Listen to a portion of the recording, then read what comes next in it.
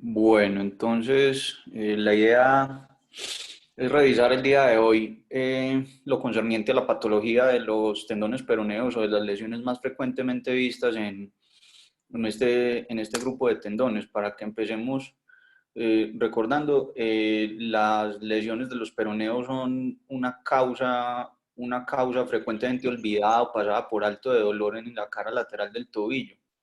Y digamos que tenemos un problema, y es que la cantidad de condiciones o de patologías alrededor de los tendones pues es amplia. Es decir, el compromiso tendinoso puede ir desde una sinovitis que espera uno que se resuelva de forma relativamente fácil y relativamente rápida, hasta rupturas totales que ya veremos cómo tenemos que obrar nosotros para tratar de resolverlas de la mejor manera posible.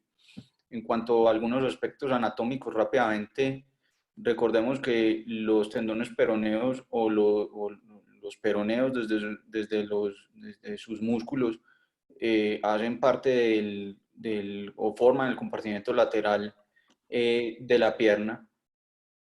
Ellos tienen su origen en el tercio proximal y en el tercio medio de la pierna, el peroneo largo y el peroneo corto respectivamente, desde la membrana interósea, y en su recorrido pues van a insertarse específicamente en la base plantar o en la cara plantar de la primera cuña y en el borde plantar lateral del primer metatarsiano, el peroneo largo. Y el peroneo corto tiene su inserción en la base del quinto metatarsiano. Acá, para que miremos más o menos cómo es el recorrido de los tendones, el peroneo largo es un tendón que tiene un doble sitio de acodamiento, digamos, o de cambio súbito de dirección. El primero pues en la punta del peroné sobre el surco de los peroneos, y el segundo cuando cruza el surco del cuboides para ir a insertarse en la región plantar de la primera cuña de la cuña medial, perdón, y del primer metatarsiano. Mientras que el peroneo corto es un tendón que por sus características usualmente es un poco más ovalado, es un poco más achatado y menos cilíndrico que el peroneo largo, y tiene su localización anterior al peroneo largo y recostado directamente contra el surco de los peroneos, que es el punto como de inflexión o el punto de giro que tiene este tendón. Estos tendones se mantienen en su posición o se mantienen contenidos en su sitio y no se luxan, en esencia por la presencia de dos estructuras anatómicas. La principal o la más importante de ellas es el retináculo de los peroneos superior, que es un engrosamiento fibroso de los tejidos blandos que hay alrededor de los peroneos, y que tiene su origen en la punta, en el margen posterior y lateral de la punta del peroné, y se inserta en la cara lateral del calcáneo justo posterior al tubérculo de los peroneos. El retináculo inferior de los peroneos es una prolongación del retináculo de los extensores, y este tiene su inserción igualmente en la cara lateral del calcáneo, pero anterior al tubérculo de los peroneos. Acá lo que les quiero mostrar es que los tendones peroneos comparten una vaina sinovial común hasta el punto en el que cruzan el retináculo superior. Y en ese momento, y justo antes de llegar al tubérculo de los peroneos, esta vaina sinovial se divide para cada uno de los tendones. Y pues así es que discurren normalmente los peroneos, el peroneo corto por encima del tubérculo de los peroneos, y el peroneo largo justo debajo de él, o plantar a él. En cuanto a los aspectos biomecánicos, digamos que los peroneos son unos tendones bastante potentes y su efecto principal es generar eversión. Ellos por sí solos generan más o menos entre el 63 y el 70% de la potencia evertora del pie y digamos que como una función secundaria tienen algo de flexión plantar también o generan algo de flexión plantar. Son unos tendones que son bastante delicados en cuanto a su dependencia de una adecuada alineación del retropié para funcionar adecuadamente y para que no se lesionen o para que no se deterioren por sobrecarga. En esencia, digamos que pacientes que tienen valgos muy marcados del retropié son proclives o son propensos a pinzamientos de los peroneos justo debajo de la punta, de la punta del peroné. Entre la punta del peroné y la cara lateral del calcáneo se pueden machacar y se pueden lesionar estos tendones, mientras que los pacientes que son varos en el retropié, pues son pacientes que usualmente tienen unos tendones que están sobreactivados o que están funcionando con más carga de la que deberían funcionar en aras de balancear el pie y evitar o prevenir los traumas frecuentes en inversión. Sin embargo, por la misma alineación y el peso corporal, pues aquellos pacientes que tienen alineación vara del retropié pues son mucho más propensos a traumas en inversión de tobillo y en consecuencia pueden ser pacientes con mayor frecuencia de luxaciones de los tendones y con rupturas en esencia o principalmente del peroneo largo. Como les mencionaba, son también unos tendones que son fundamentales en la estabilidad dinámica del tobillo y su principal función dinámica es antagonizar o contrarrestar el efecto invertor que tienen tanto el tibial anterior como el tibial posterior en el pie.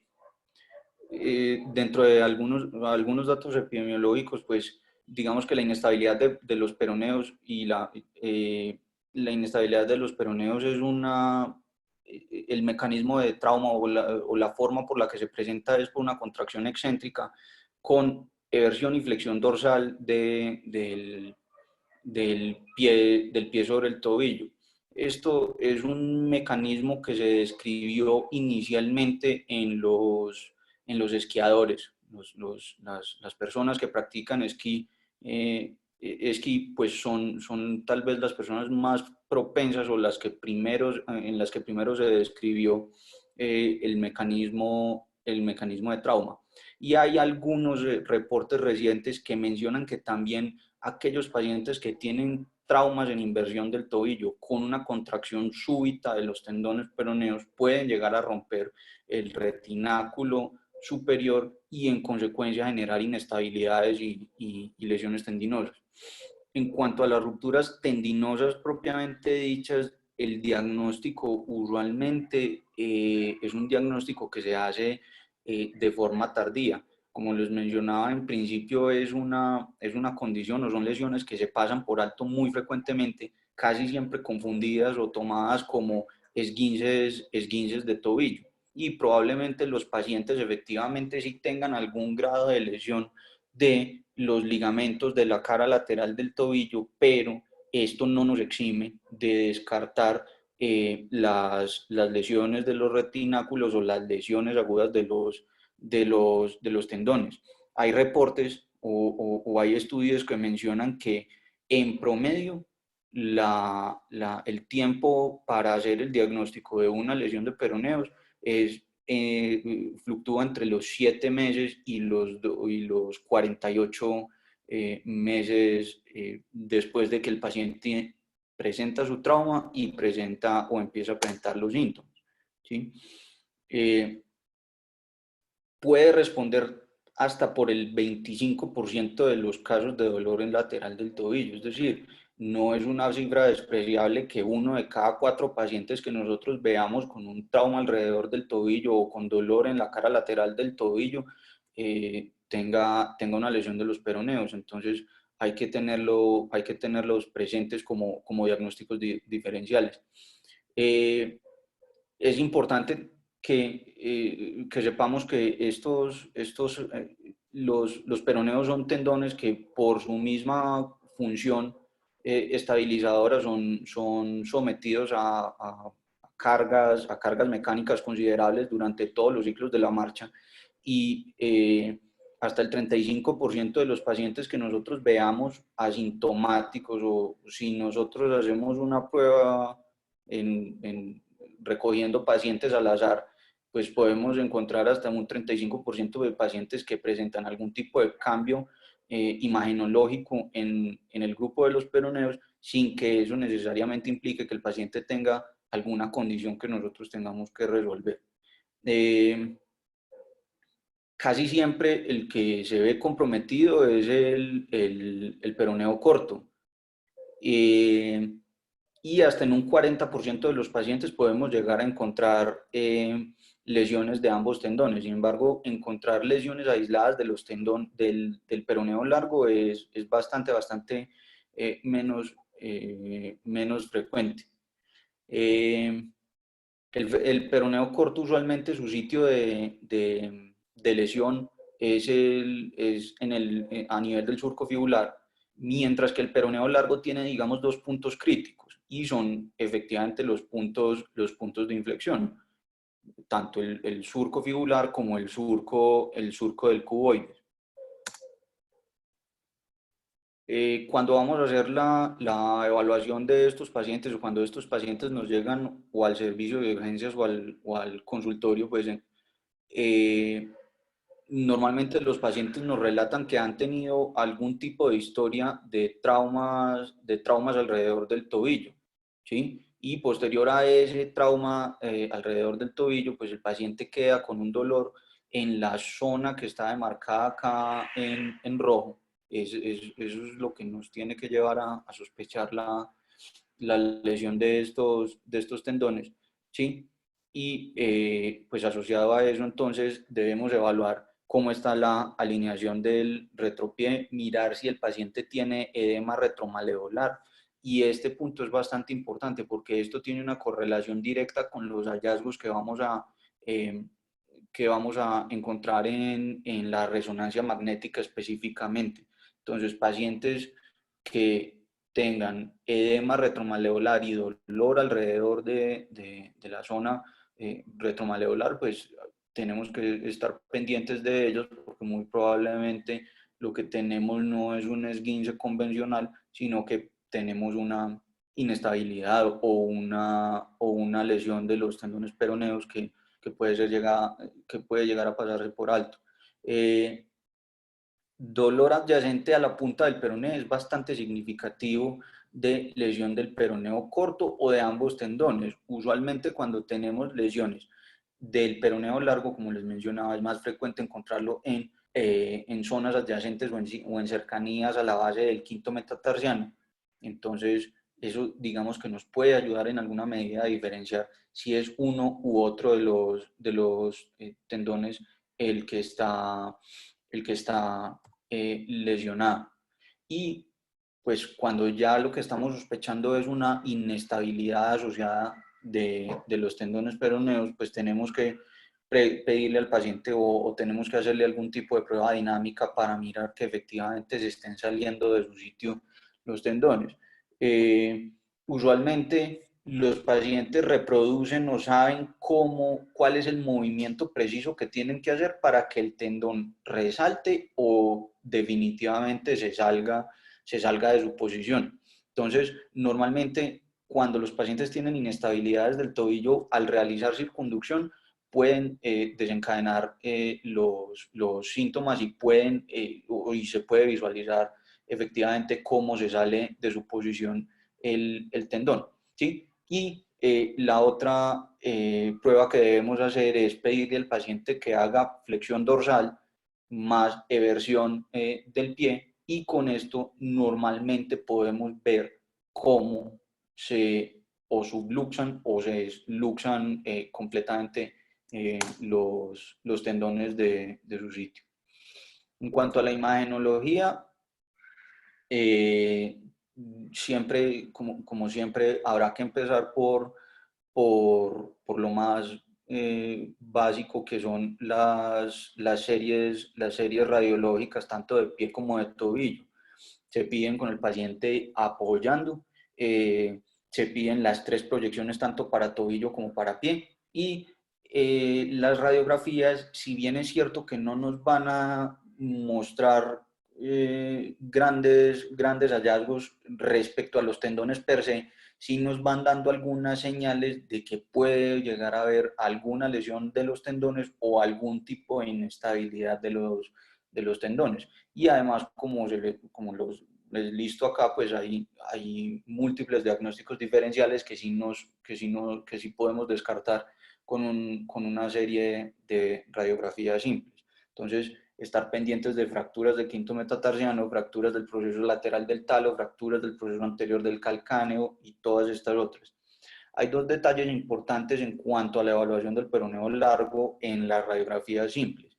Cuando ustedes vean el osperoneumo con una distancia de más de 10 milímetros respecto a la articulación calcáneo-cuboidea, o cuando vean una fractura de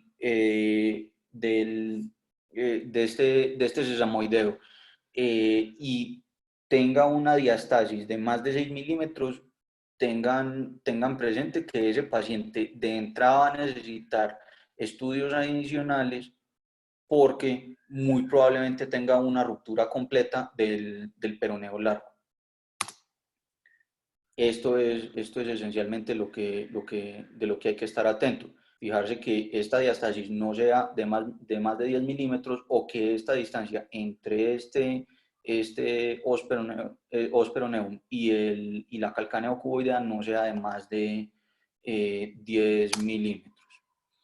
En cuanto a otros estudios que se utilizan para la evaluación de los tendones, pues sabemos que la resonancia magnética es tal vez el estudio que más detalle nos da respecto a tejidos blandos. ¿Sí? Estas 4 imágenes son lo que normalmente debemos ver o lo que normalmente nos debemos encontrar en una resonancia en un paciente sano. Cualquier variante de esto pues ya nos tiene que hacer sospechar algún tipo de patología o algún tipo de condición alrededor de los peroneos. Obviamente, si esto está acompañado, si esas alteraciones en estas imágenes están acompañadas de sintomatología clínica. Entonces, es importante mirar la forma del surco de los peroneos. Es importante encontrar, o lo que normalmente vamos a encontrar es que los tendones tienen un aspecto homogéneo o una intensidad homogénea. No debe haber cambios en la intensidad de señal de los tendones cuando los veamos en las diferentes secuencias. Lo que normalmente encontramos es que el tendón del peroneo corto es un tendón un poco más ovalado, más acintado, y está recostado hacia el segmento más medial y más anterior del surco de los peroneos, mientras que el peroneo largo es un tendón que viene o que tiene una forma un poco más cilíndrica y que debe estar más lateral y un poco posterior al tendón del peroneo corto. ¿Sí? Como les mencionaba, pues la intensidad de señal debe ser homogénea, y ya viendo los cortes más bajos, pues acá debemos encontrar entonces el peroneo corto superior, el peroneo largo más inferior, y este es el retináculo inferior.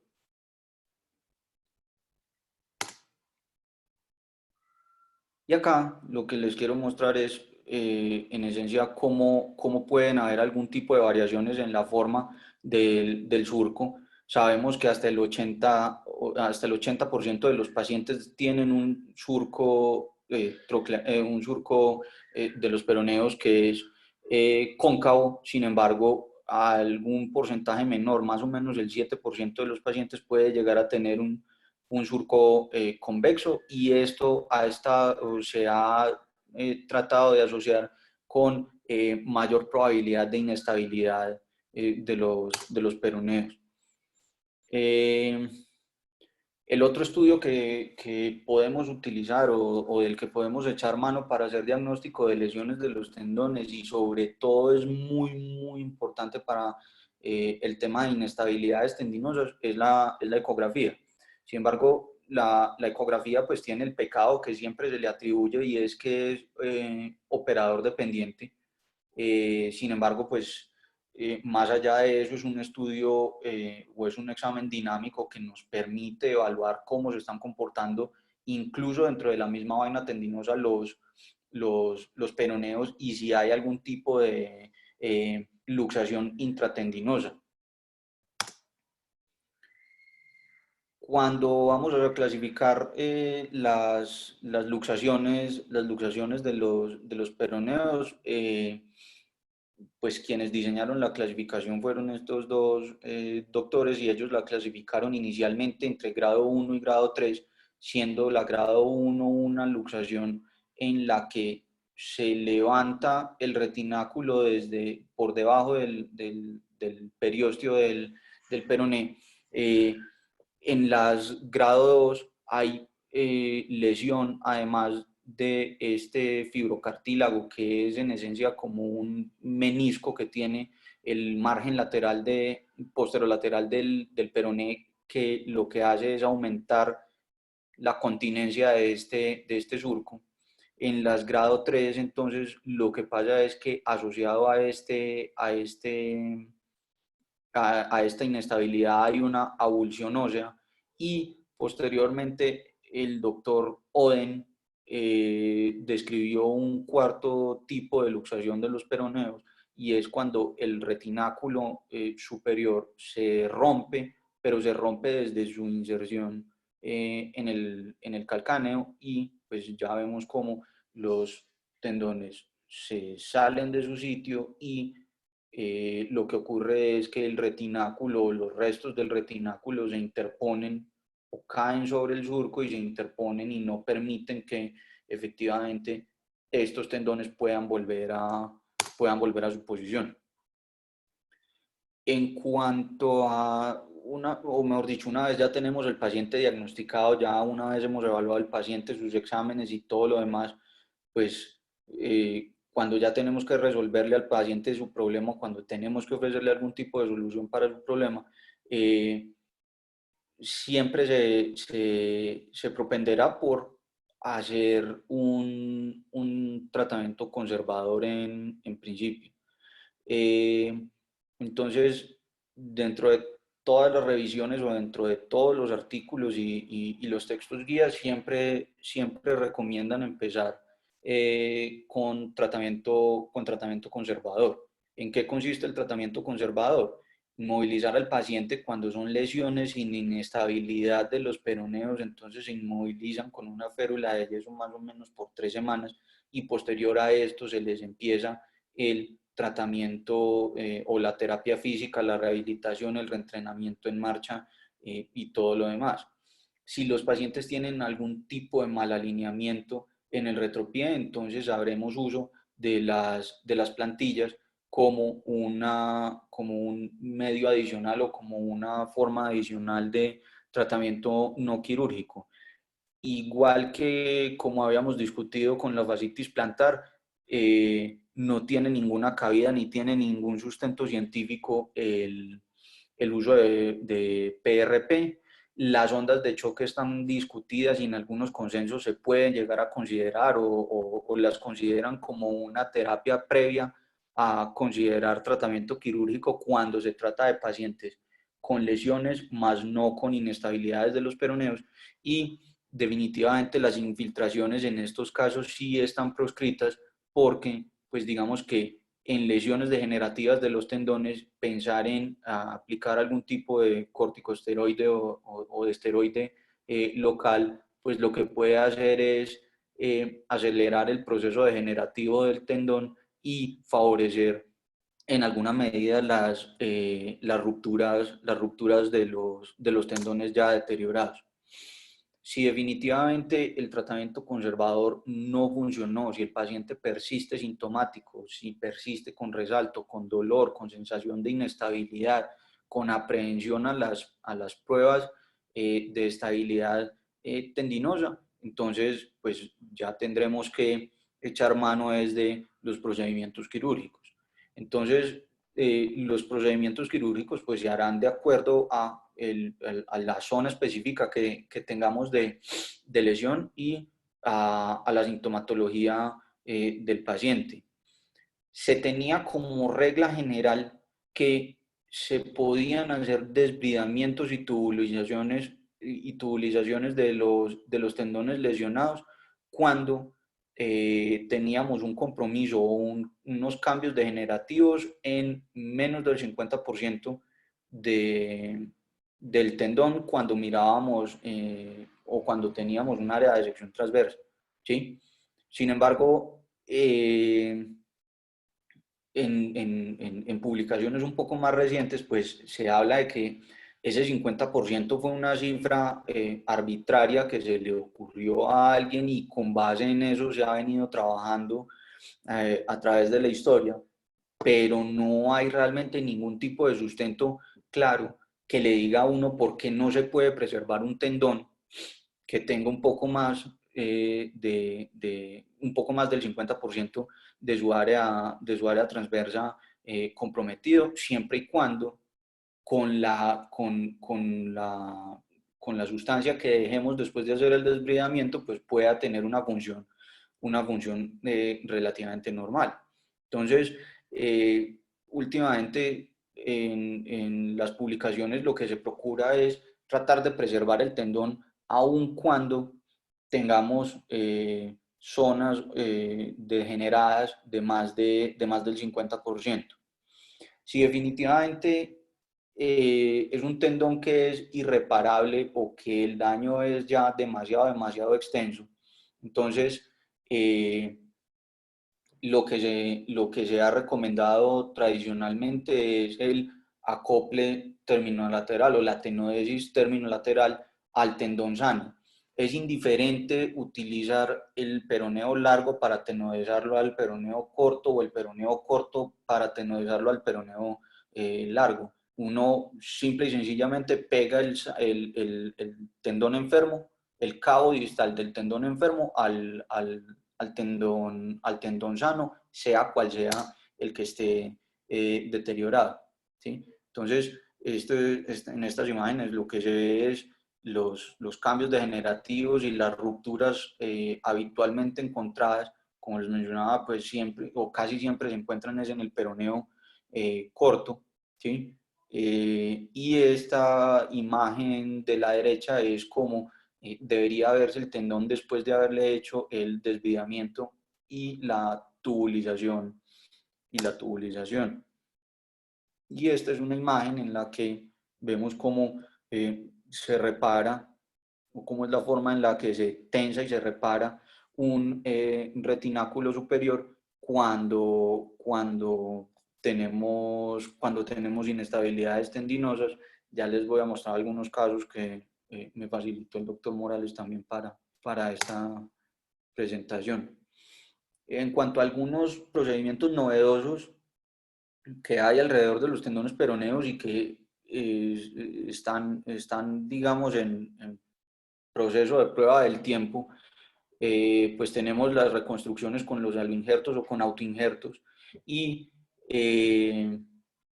pues se han descrito técnicas tenoscópicas para hacer tanto desbridamientos como reparaciones y profundizaciones del surco troclear en el caso de que los pacientes tuviesen algún tipo de inestabilidad de los tendones.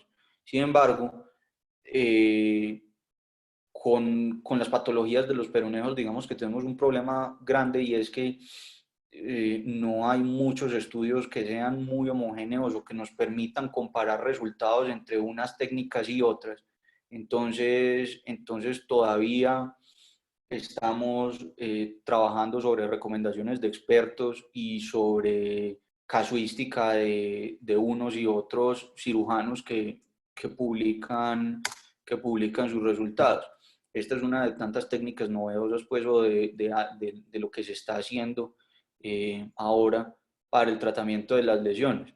Quienes utilizan o quienes hacen desbridamientos tendinosos por técnicas artroscópicas o tenoscópicas, pues siempre argumentarán que son técnicas menos invasivas y que son menos mórbidas y que probablemente la recuperación de los pacientes sea más rápida. Sin embargo, como les menciono, no hay ningún estudio, no hay revisiones sistemáticas de la literatura que comparen o que muestren beneficio de una técnica sobre otra. Sin embargo, pues esta es una herramienta más que tenemos para eventualmente solucionarle un problema a los pacientes.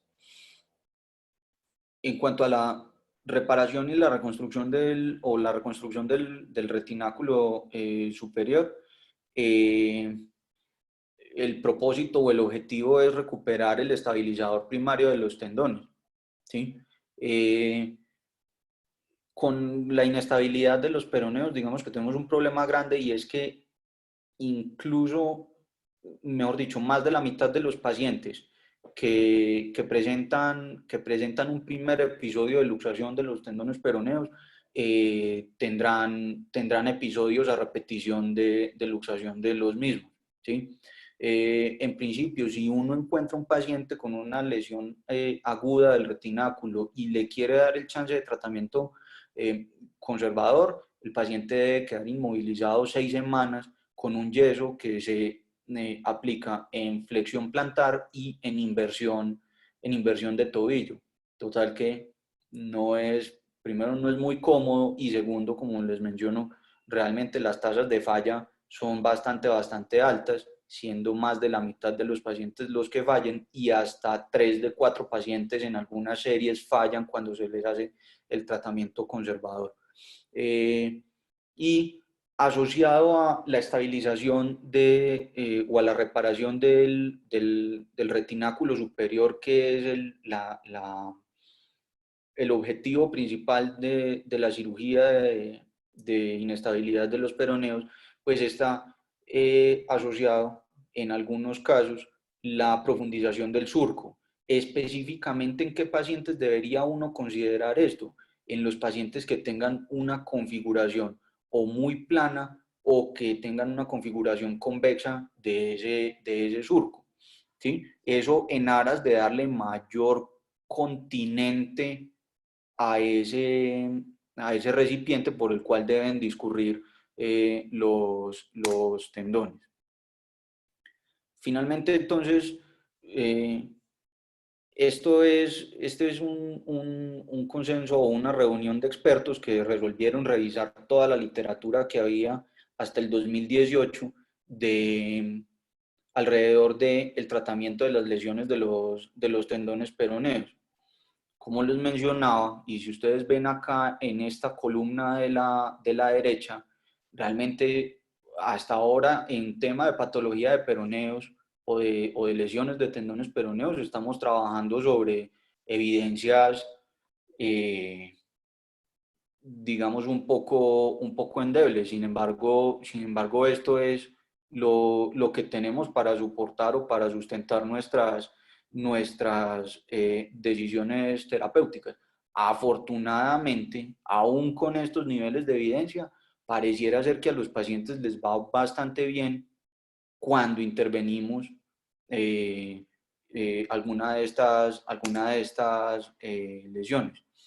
De este consenso, entonces salen algunas recomendaciones y salen algunos algoritmos de trabajo, que son los que finalmente pues, nos permiten como tomar decisiones respecto a qué hacer con cada uno de los pacientes. Entonces, si el paciente lo que tiene es una ruptura tendinosa, entonces tenemos que mirar primero que todo que sea asintomático o no. Obviamente los pacientes asintomáticos, esos son pacientes que dejaremos quietos y que no tendremos que pensar en hacerle ningún tipo de intervención. Sin embargo, si son pacientes sintomáticos, pues entonces en principio pudiéramos considerar hacerles el tratamiento conservador, y dependiendo de la evolución, pues considerar algún otro tipo de tratamientos.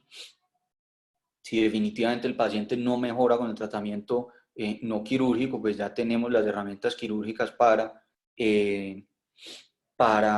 resolver el problema. Y como les había mencionado, si la lesión es reparable, sea de uno de los dos tendones, pues se hará desbridamiento y tubulización de los mismos.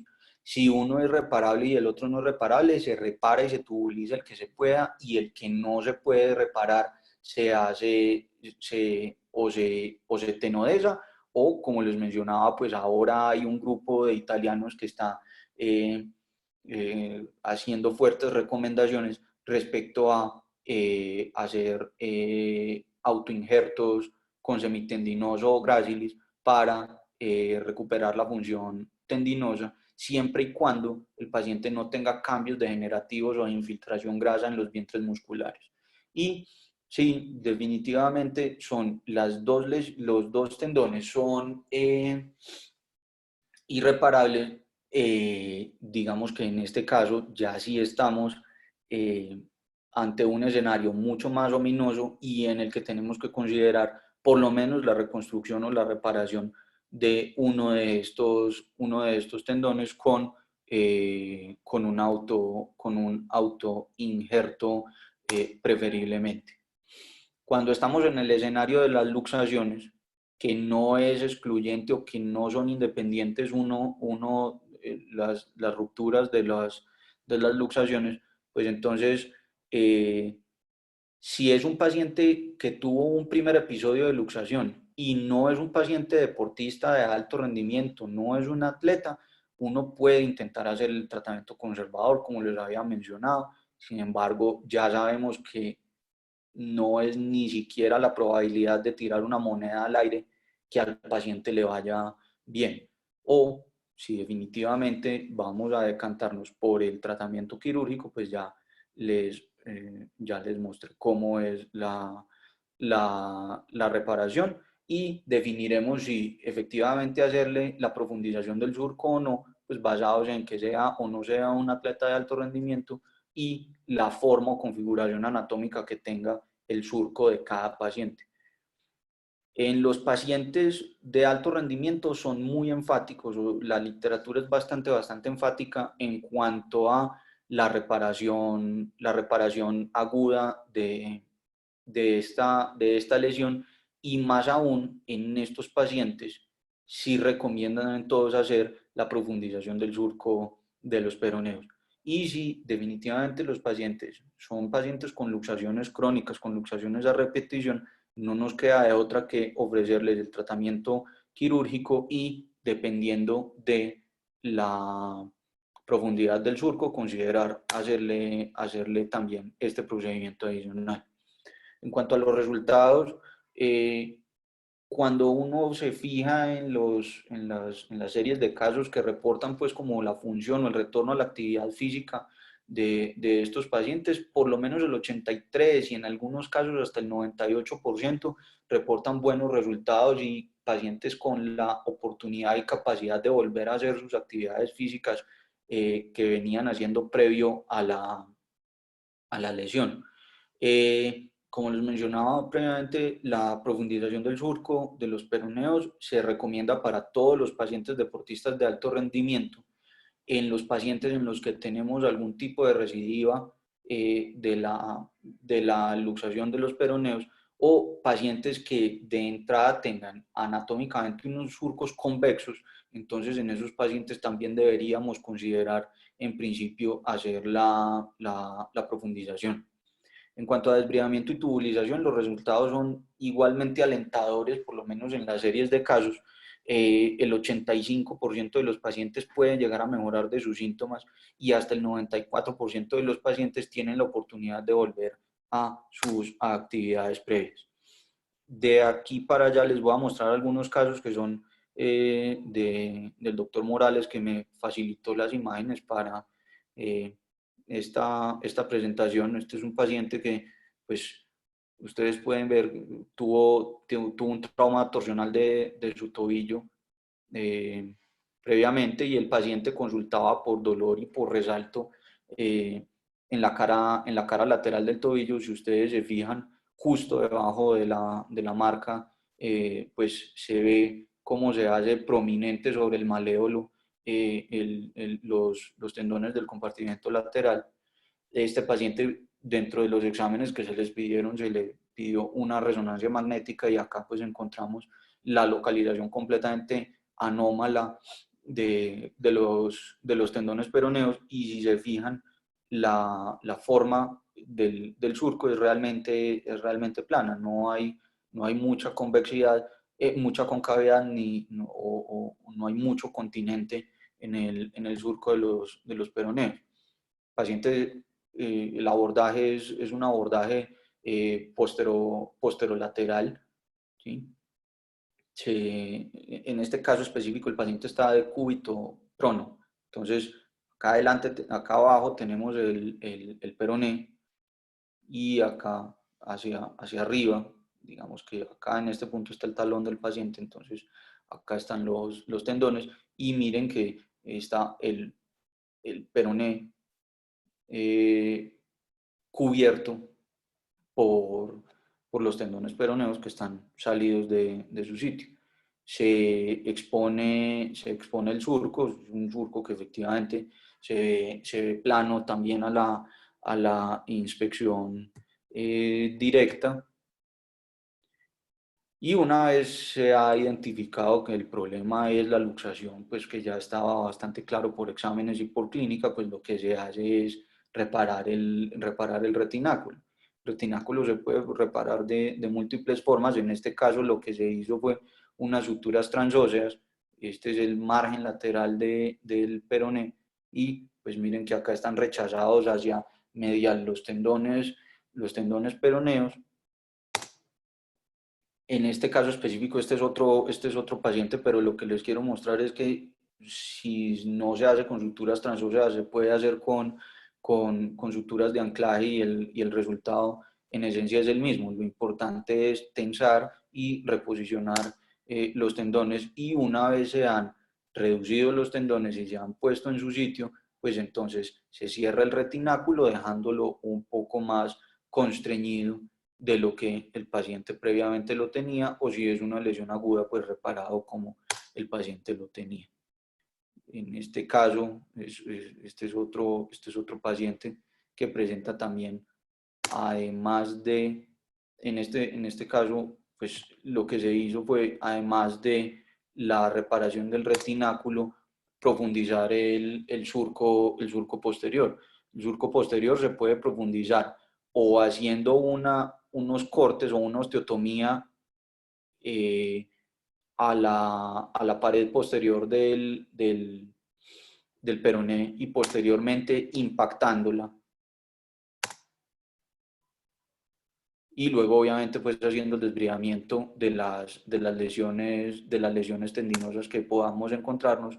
O la otra forma de hacer la profundización del surco sin tener que vulnerar el fibrocartílago que recubre esta zona y que le permite un deslizamiento fácil a los tendones, es haciendo una perforación desde la punta del peroné a través de toda la medular de este mismo hueso, posteriormente debilitando esa pared posterior con una cureta, y finalmente impactando en la zona del surco. Y acá, este es un paciente que además, pues como de la luxación o de la inestabilidad, como les había mostrado en una radiografía, en una imagen previa, pues tenía también una lesión que se le hizo su desgrenamiento y posteriormente se le hizo su tubulización. Entonces, mis conclusiones son que finalmente son lesiones que tenemos que sospechar para poder hacer el diagnóstico. En general, y para mí, los pacientes que ya presentaron un primer episodio de luxación de los peroneos son pacientes que probablemente les vaya mucho mejor si uno los coge de forma temprana, les repara el retináculo y los rehabilita más rápidamente, y evita que por las luxaciones a repetición pues puedan llegar a tener algún tipo de lesión adicional tendinosa.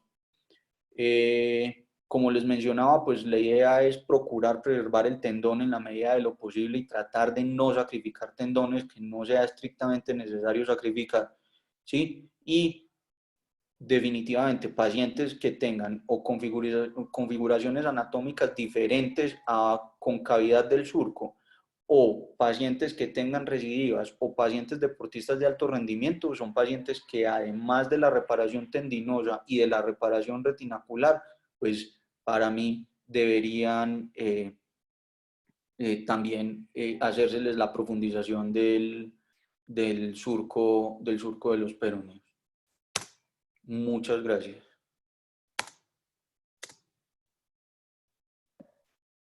Muy bien, Jorge.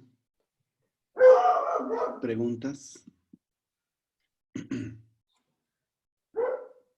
Doctor Morales, buenas tardes. Hola, buenas tardes. ¿Cómo va? ¿Con qué imagen diagnóstica se podría medir la profundidad del surco? La mejor manera para medirlo es haciendo una tomografía axial comparativa para mirar básicamente los dos lados.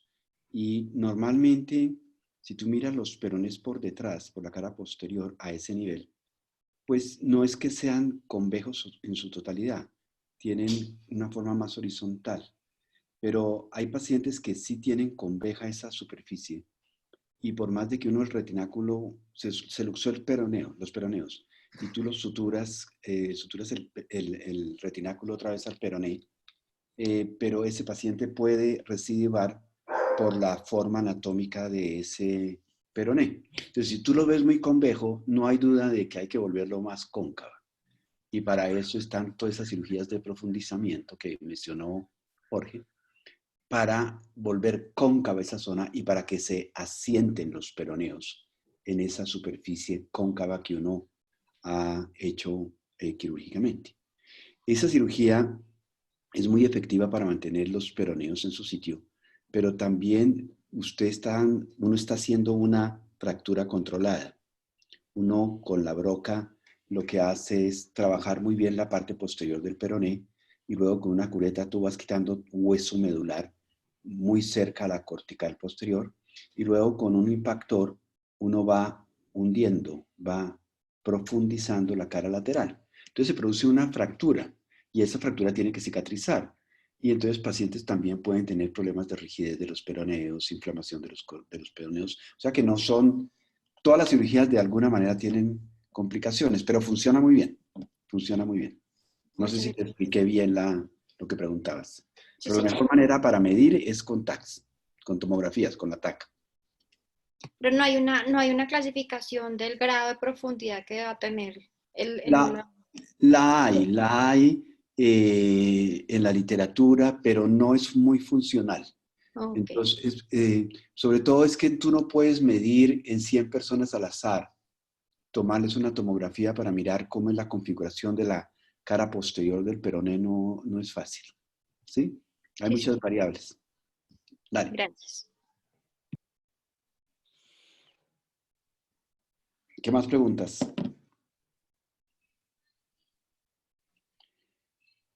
¿No hay más preguntas?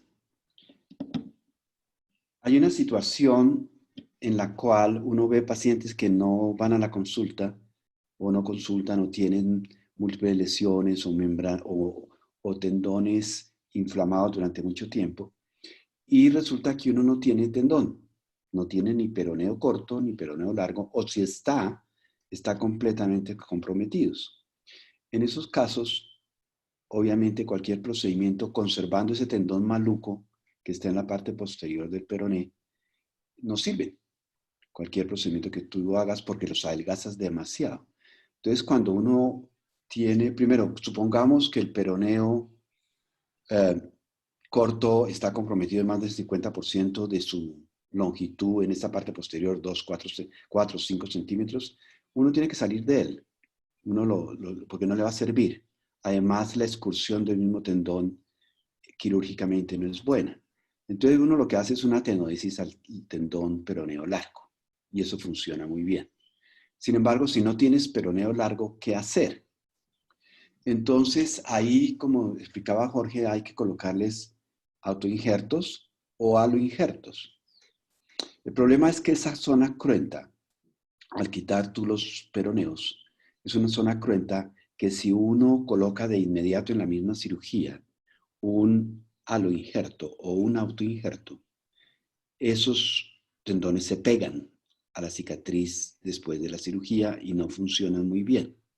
Hay una técnica que es sacada de las cirugías de mano, en la cual ustedes van y buscan proximalmente los tendones peroneos o la zona musculotendinosa y van hasta abajo, puede ser hasta el túnel del escafoides, hacen una incisión larga y colocan unos tubos de polietileno que se usan en cirugía de mano cuando ellos tienen que reparar flexores o extensores en grandes trayectos.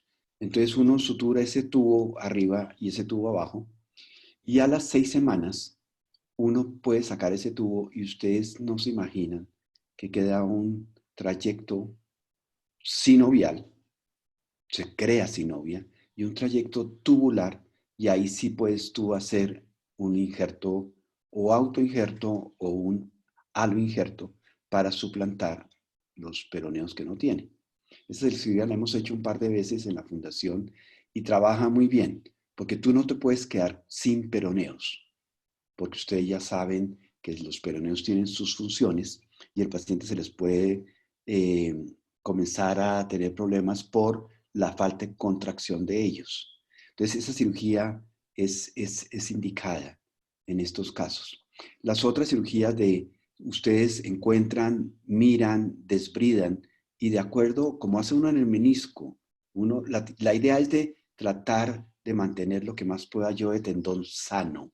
Si no está sano, retírelo. Es como el tendón de Aquiles. Si no está sano, usted tiene que retirar todo lo que sea que esté maluco.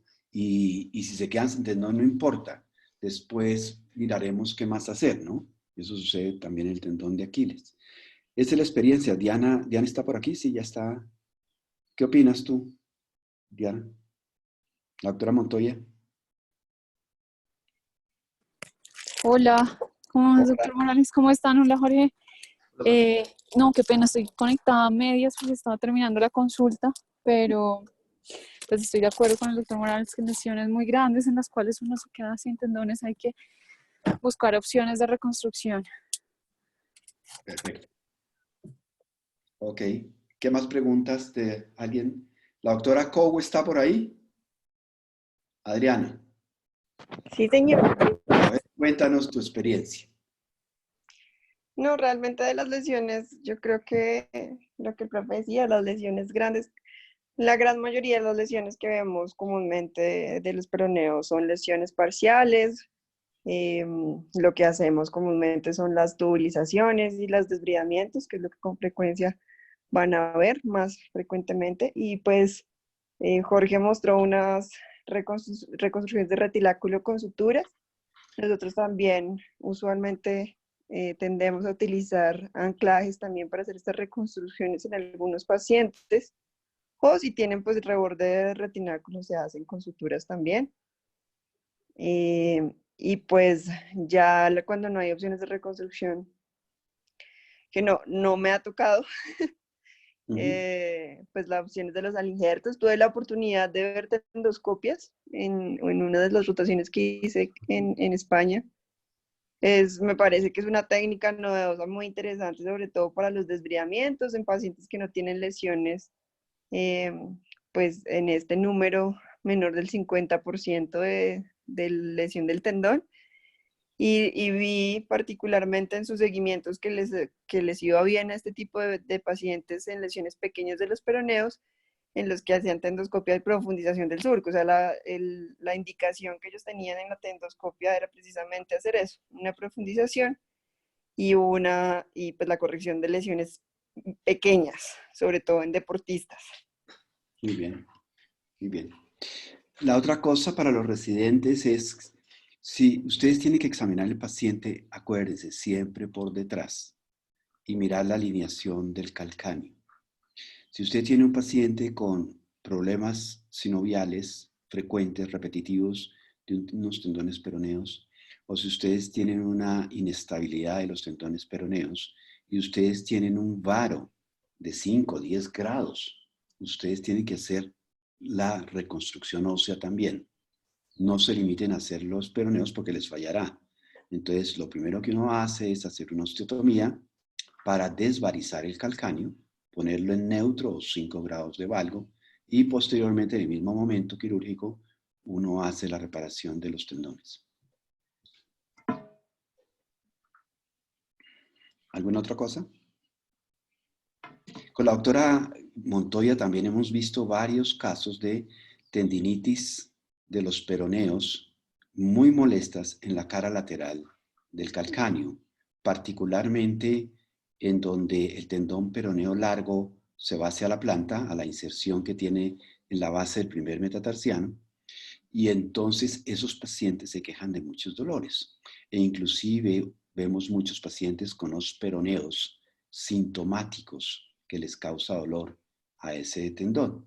Y uno los explora y uno encuentra rupturas grandes de los tendones peroneos. En varias ocasiones hemos tenido que tenodezar el peroneo largo al corto, porque es cuando uno los abre encuentra que ese tendón peroneo largo no le sirve al paciente. O en otros casos, si el tendón está suficientemente o desbrida uno tiene que retirar también esa parte irritativa que la da el os peroneo. Entonces uno retira el os peroneo y deja el tendón sin él. Pero lo fundamental es desbridar y mirar qué porcentaje de tendón bueno yo tengo. Si tengo menos del 50%, tengo que hacer algo. Y generalmente lo que uno mejor puede hacer es tenodezarlo al peroneo corto. ¿Qué más preguntas? ¿Todo muy claro? Doctores, ¿me escuchan los residentes? Sí, señor. ¿Cómo les ha ido con estas charlas? Cuénteme en todo el sentido, no estoy hablando de esta charla, en general con este proceso que nos ha tocado hacer a raíz de esta calamidad. ¿Qué sugieren? ¿Han aprendido? ¿Es bueno? Yo quiero un feedback como coordinador pues, de docencia, quisiera saber de ustedes. Hablan el micrófono y me cuentan, por favor. En general, yo creo, doctor, que ha sido una muy buena herramienta.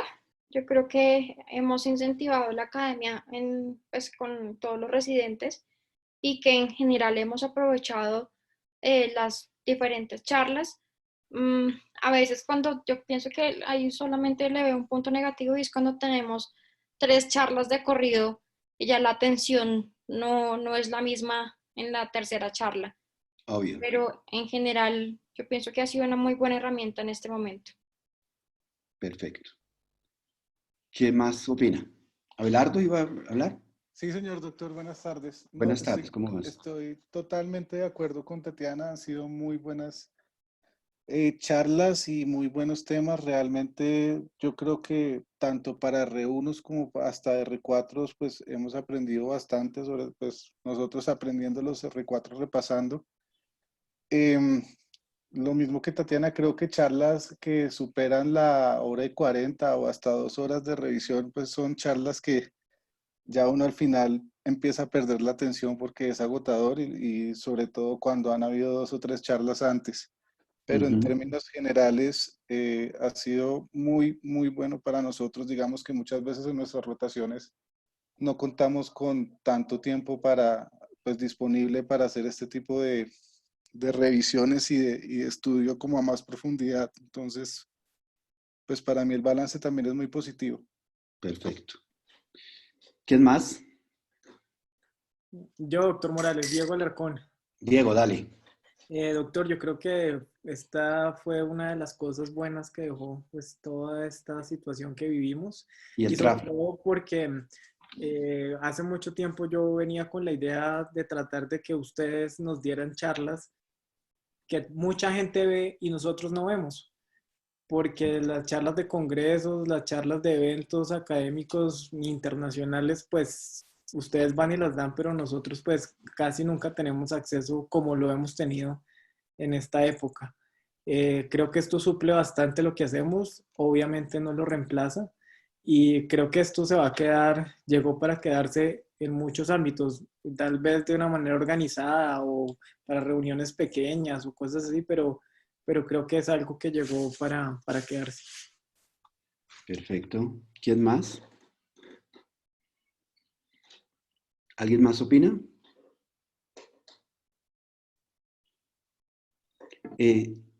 Tatiana, yo creo que estas charlas son fundamentales. Considero que un expositor no debe hablar más de 40 minutos, 45 minutos como máximo para revisar un tema. Me ha tocado escuchar charlas que duran mucho tiempo, hora y cuarto, y eso es demasiado. Eso uno se cansa y pierde la concentración fácilmente. Charlas de media hora, 40 minutos son muy buenas y lo más importante es que ustedes pregunten. Ustedes no saben todos los temas, pueden quedarse con interrogantes que es el momento de solucionarlas después de la charla. Pero después de una hora y cuarto usted no quiere sino cerrar el computador e irse, y más si han escuchado 2 o 3 intervenciones con anterioridad. Entonces, trata de que quien va a hacer exposición, que su charla no dure más de una hora, de 40 minutos, 45 minutos como tiempo máximo para dar acceso a que podamos hacer preguntas. La otra cosa es ustedes pidan temas. Yo siempre se los he dicho a ustedes. Ustedes son los que deben decir de rodillas yo quiero escuchar tal tema. Y vayan hablando con los coordinadores de cada sección para que, como esto no sabemos cuánto va a durar, y como decía Diego, yo creo que se va a quedar mucho tiempo, tú con los coordinadores de cada sección traten de buscar y de que los mismos especialistas también den charlas. Yo creo que eso también es importante, como decía Diego. Nosotros nos invitan a dar charlas afuera, adentro del país, lo que sea, y ustedes nunca las escuchan. Esa misma charla que puede durar en un congreso 15 minutos, o 10 minutos, o 5 minutos, la podemos preparar para que se extienda 30, 35 minutos. Entonces pídanle a los especialistas, diferentes especialistas de las secciones, que den charlas también. Tal vez el único, y estoy seguro que lo haría con placer, es el doctor Adolfo Llenás, pero él está tan ocupado que no sé si tenga tiempo. ¿Qué más preguntas? Tienen charla ahorita a las 6, ¿no? Sí, señor. Bueno. El doctor Pedraza. Ok, perfecto. Entonces, ¿quedamos ya? ¿Listos? QAP, como dicen. Una pregunta. Dime, Diego. Acerca de, pues, como estamos viviendo la situación hoy en día y a nuestras rotaciones y esas cosas, ¿el Rosario le ha informado algo o hay alguna información al respecto? No, el Rosario, yo quiero es primero que no se preocupen. ¿En qué sentido?